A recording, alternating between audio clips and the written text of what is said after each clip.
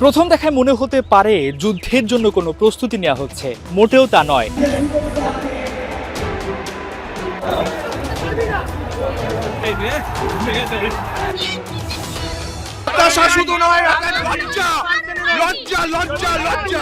Lionel Messi salt lake স্টেডিয়ামে এসেছিলেন, সেখানে একটা অনাকাঙ্ক্ষিত ঘটনা ঘটে গেছে।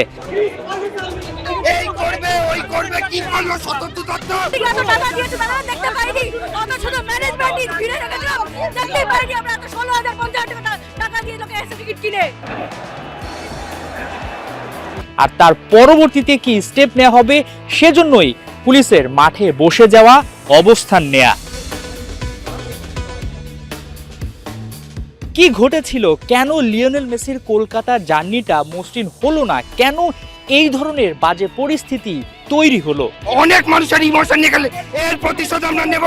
লিওনেল মেসি কলকাতা দিয়ে তার ভারত সফরটা শুরু করবেন, এজন্য কলকাতাবাসী লিওনেল মেসির ফ্যানরা কিন্তু অনেক দিন ধরে অপেক্ষা করছিল। তারা লাইন ধরে টিকিট কেটেছে, যেখানে টিকিটের দাম শুরু হয়েছিল 3,500 রুপি থেকে 50,000 রুপি পর্যন্ত।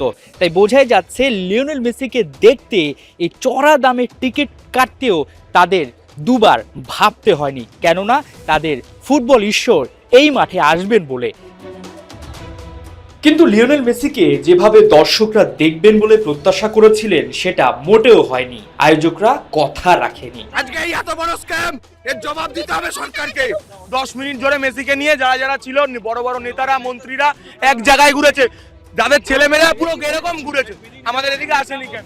নেতা মন্ত্রীরা দেখলো, সেই পয়সাটা আমরা দিলাম কেন? গাড়ি ছিল তো, সানরুফ ছিল, ওটাতে করে তো একবার ঘুরিয়ে দিলে অন্তত ভিড় হতো না, সবাই একবার দেখে নিত, সেটা তো হলো না। এক জায়গায় 10 মিনিট ঘুরে চলে গেছে, কেউ দেখতে পায়নি মেসিকে। শনিবার সকাল 11:30 ফুটবল রাজার আগমনে কেঁপে ওঠে কলকাতার সল্ট লেক স্টেডিয়াম। কিন্তু মাঠে ঢুকতেই তাকে মৌমাছির মতো ঘিরে ধরে নিরাপত্তা রক্ষী আর রাজনীতিবিদরা। সেলফি তোলার উৎসবে মাতেন সবাই। একে তো দূর গ্যালারি থেকে মেসিকে পিপিলিকের মতো দেখতে, তার উপর সবাই মেসিকে এমন ভাবে ঘিরে ফেলে তাকে খুঁজেই পাওয়া যাচ্ছিল না। আর তাতেই গ্যালারি থেকে উত্তেজনার পারদ ছড়িয়ে পড়ে সবখানে।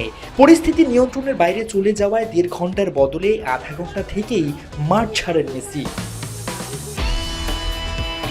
ক্ষোভে ফেটে পড়েন 70,000 দর্শক। গ্যালারি থেকে চেয়ার ভেঙে মাঠে ছুঁড়ে মারেন তারা।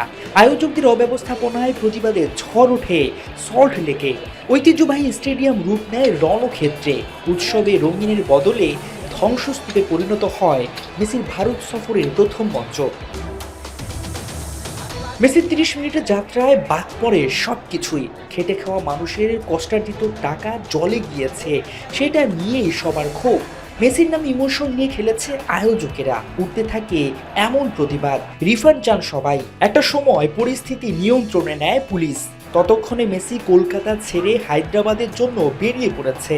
খবর আসে কলকাতা এয়ারপোর্টে গ্রেফতার স্বপ্নবাজ উদ্যোক্তা শতদ্রু দত্ত। কয়েক ঘন্টা আগেও যিনি ছিলেন প্রশংসায় পঞ্চমুখ, এখন তাকে ঘিরেই যত অভিযোগ। অনিশ্চয়তার মধ্যে মেসির ভারত সফর। হাসান সজীব, 71, কলকাতা, ইন্ডিয়া।